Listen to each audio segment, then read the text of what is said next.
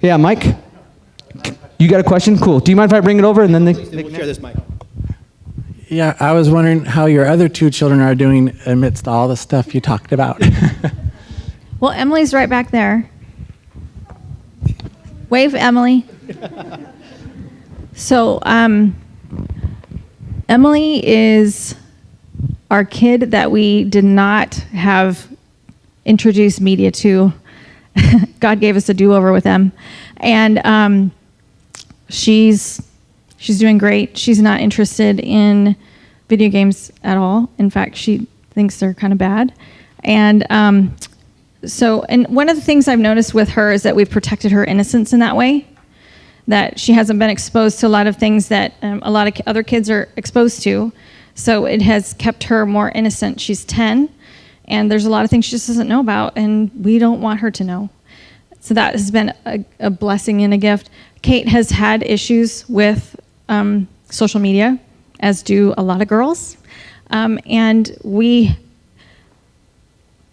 have the no phone zone and all that stuff, but she has enough of an awareness that she'll say, why is my mood so low? And then she'll say, oh, and then she'll kind of go through an inventory in her head like, oh, why is this? And then she'll be, oh, been on my social media a lot. And then she'll kind of take a little diet for a little while and then get back up. So, see, we're going to fight over this microphone. Should I give this back to you then? No, it's all right. We'll go to counseling. So Nick also has, it's a struggle. It just is a struggle. It's a constant, it's not going to go away. So they have to moderate. And that's the thing about not being Jesus to my children, is that I have to give them the tools to say they have to moderate. So I think that's what.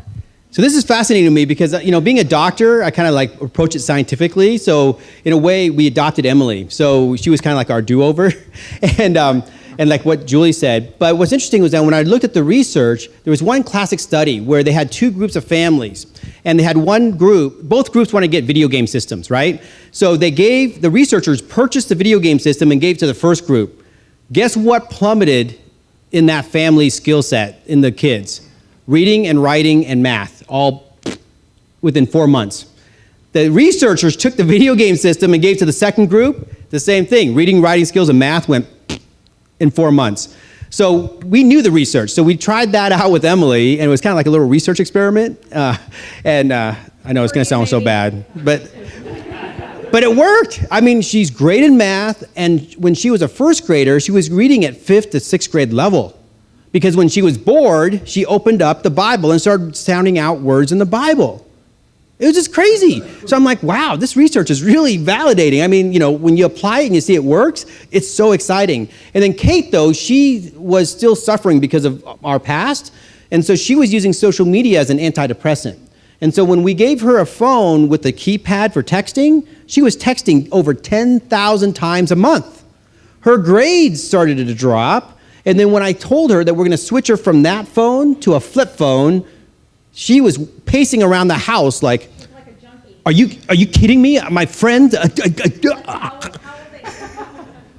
She was like embarrassed, because a phone is a status symbol, right? What kind of iPhone do you have? Do you have the 6? Do you have the 7? Right? So she was like, this was bad for my reputation because you're giving me a flip phone, and the cool thing about the flip phone is that you can throw it against a wall. Nicholas found this out. You can throw it against the wall and it won't break. So that was party tricks. The toilet doesn't break. Yes. So party tricks. You can throw it again and you can throw it down the stairs and it won't break either. So we've had adventures in phones, so we're a work in progress. We're sinners just like everybody else. And so, we're still trying to figure everything out. And so our kids are doing really well because they have this baseline awareness, because they've been struggling through it with us. They've seen us struggle. They've seen us come through. And at times, I have to say, I've been on Facebook more lately than I used to. and it makes me crazy. So I have to stop doing that. Just one more thing about Kate. So we gave her her first smartphone, an iPhone 6, just last month because she turned 18. Okay? And then because Caitlin did not have all this digital distraction, she became a songwriter and worked on her voice. And so now she's going to Liberty University with the goal of becoming a worship ministry and in women's ministry as a minor. So that's what happens when your kids are bored. They start developing gifts that they never knew they had before because they have more time. Does that make sense? Any other questions? Yep. Wait. It's on video, so here you go. So where it says on this handout, no digital media under the age of 2, Ooh, yeah. Does that mean no like educational anything? Absolutely, No? Okay. yeah. Yeah, so what like happens no is, like ABC games? or- Right. okay. Yeah, so that's a great question. So that is a lie from the industry. The baby Einsteins, that's going to make your kids smarter. Really why your kids are hooked onto the digital media is that if you count the scenes in which it changed every 4 to 6 seconds. Because as human beings, we're ADD, right? God made us ADD because we were hunters and gatherers. You had to be in order to survive in the wilderness. So when you saw something move out of the corner of your eye, you had to look. Those who didn't look died. So they did not pass on their genetic makeup, right? Because what you realized, what moved was a grizzly bear as you're collecting berries. You see what I'm saying? So our minds want that 4 to 6 seconds. All the shows that you see for kids these days are 4 to 6 seconds changing patterns. And they're just there. And they're not, their mind should be focused on you. So when you're cooking, if they're fussy, they need to learn how to self-comfort. They need to learn how to observe you in the kitchen. And then all of a sudden they're like, oh, I want to cook like mommy and daddy. And then they come and help you cook like they should be doing. Does that make sense? Yeah. So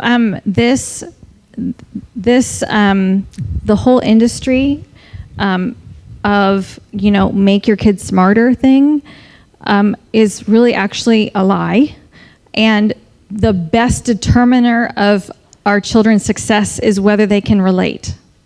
And there's study after study after study after study. IQ has nothing to do with success. Nothing. Very little. Like they have to be above, a certain IQ. But the best way that our children can succeed in this world is personality, interpersonal relationships. So how do they relate to you? Do they make eye contact?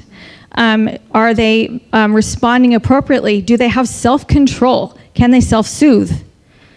I mean, so because we do this every day, and I see mommies put a phone in front of their kid while they're pushing the stroller or pushing a cart, it makes me want to cry because that's what I did. And also, we're reducing their experience to this phone instead of a 4-dimensional experience. Does that make sense?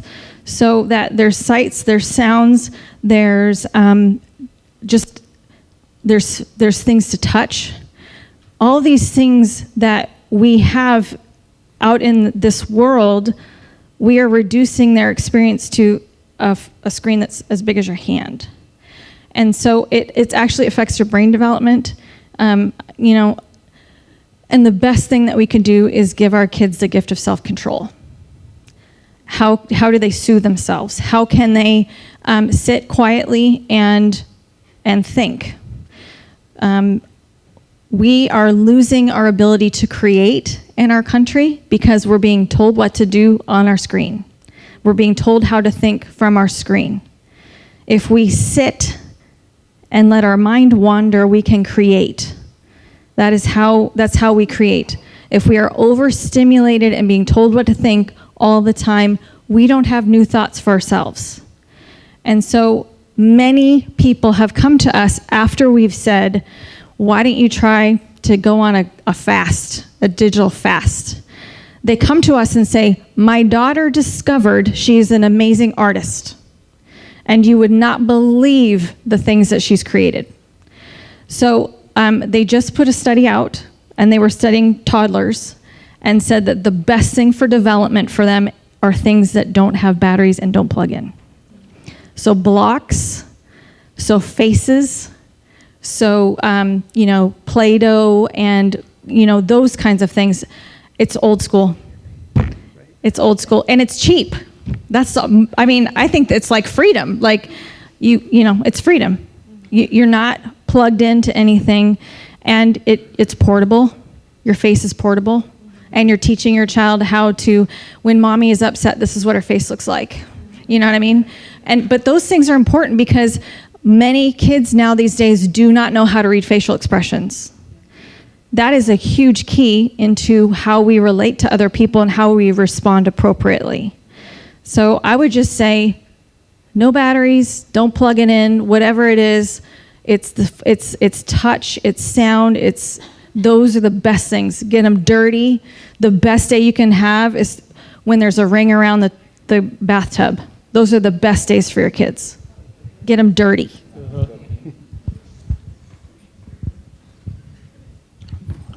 Any more questions? We'll give about 5 minutes because I don't want to relieve Pastor Nathan over there with the kiddos, so it's good. We'll be behind Cool. at the table. Yep. Yeah. Awesome. Thank you, Doans, again. Appreciate it.